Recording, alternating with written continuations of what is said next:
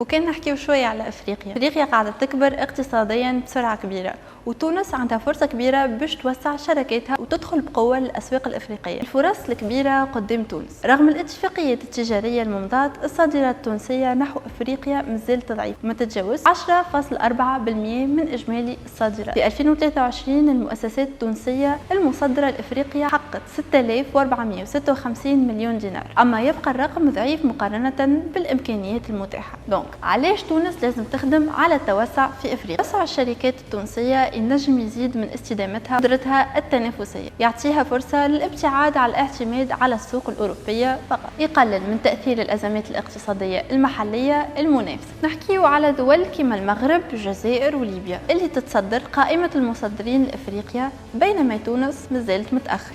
الشركات الصينيه والتركيه حاضره بقوه وعندها استثمارات ضخمه في البنيه التحتيه. هون يلزمنا نسألوا شنو الحلول باش تونس تزيد وجودها في افريقيا؟ اول حاجه تشجيع الاستثمار التونسي في افريقيا، تقديم حوافز ماليه وضريبيه للشركات التونسيه الراغبه في التوسع، تعزيز الشراكات بين القطاعين العام والخاص باش يسهل التمويل، استثمار في النقل البحري والجوي المباشر بين تونس ودول الافريقيه، تسهيل اجراءات الديوانيه وتقليل من التعطيلات الاداريه. وانتم شنو رايكم؟ هل تونس مستعده لغزو السوق الافريقيه؟